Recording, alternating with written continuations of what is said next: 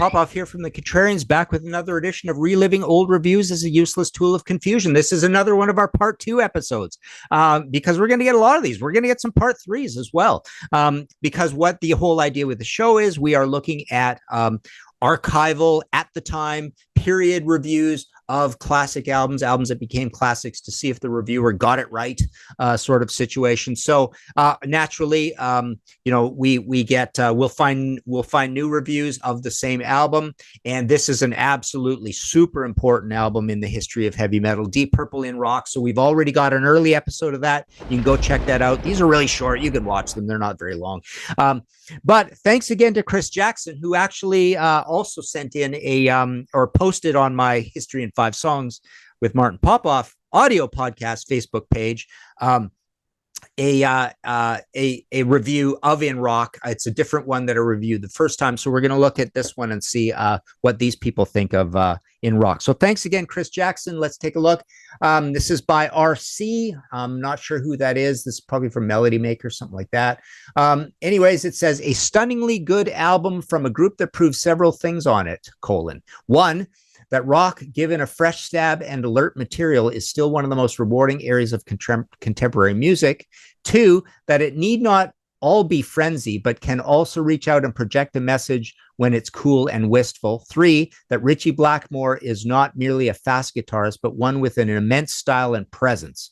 Okay, so to address number 1, rock given a fresh stab and alert material. So this is stabbing material. It's alert material, definitely. This is the invention of heavy metal, even better than Black Sabbath did it on Black Sabbath, and even better than Black Sabbath did it on Paranoid, and even better than Uriah Heep did it on Very Heavy, Very Humble. So yeah, absolutely fresh stabbing, fresh stab and alert material. You couldn't think of a better description, as Deep Purple comes up with this very sharp, fast, precise new kind of hard rock music that is not based in the blues at all. It's based more in classical. Number 2, need all be friends. This is kind of a weird one. I'm not sure what he's getting about here, but reach out and project a message when it's cool and wistful. Not sure what that's all about. There aren't any messages on this album. But Ritchie Blackmore is a guitarist, immense style and presence. Absolutely. You were getting, you think about it, you're actually getting the birth of the first guitar hero past Jimi Hendrix here, in a flashy heavy metal modern sense, right? So forget about your Jeff Becks and your Eric Clapton as God and your Pete Townsend and even the new guy Tony Iommi so far, right? Ritchie Blackmore is the new Jimi Hendrix, really. But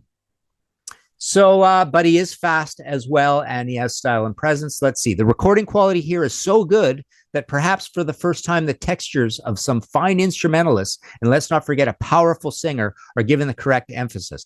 I don't think this album is produced that well. There are other albums, even in 1970, that are better, i.e. Black Sabbath, maybe not so Paranoid, definitely Uriah Heep's debut. You listen to Gypsy, Deep Purple never gets a sound as good as Gypsy on that first Uriah Heep album. And the rest of the album, it kind of goes up and down a little, but I think Gypsy is way better than even the Machine Head production. So yeah, hats off to those guys for getting that. But it's pretty good. And he's mentioning fine instrumentalists. So he's recognizing there's an Ian Pace in this band. There's a John Lord in this band. He's recognizing there's a powerful singer in this band. So you get the first guy who's like the new Robert Plant here in Ian Gillan. Let's see. On Child in Time, Ian Gillan's blistering vocal, moralizing in 2 general terms about the state of things, in caps, upper, lower, is matched only in style by Blackmore's masterly guitar work, which is completely in context. Interesting. His sympathy with the mood of each work throughout the album is quite remarkable. So RC is saying that Ritchie does sort of capture and match the mood, I suppose, of the song, I suppose of the vocal, of the lyric in each song, but he does it really, really well in Child in Time. And yes, he's right. Child in Time is kind of a good political song. So I was missing that and thinking of the other songs, I suppose. Yeah, let's see. John Lord's exciting work at the organ is another strength.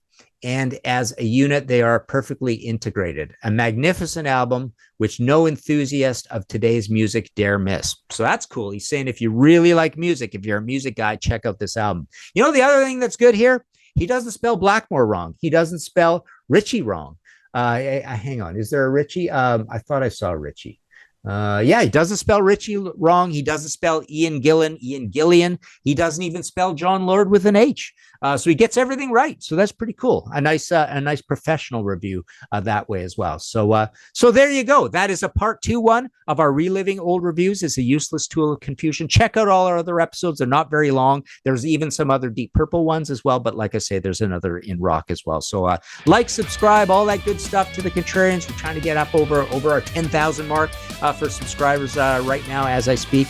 But yeah, check us out and hit that like and all that kind of stuff. I always forget to do that with these things. But there you go, Deep Purple in rock.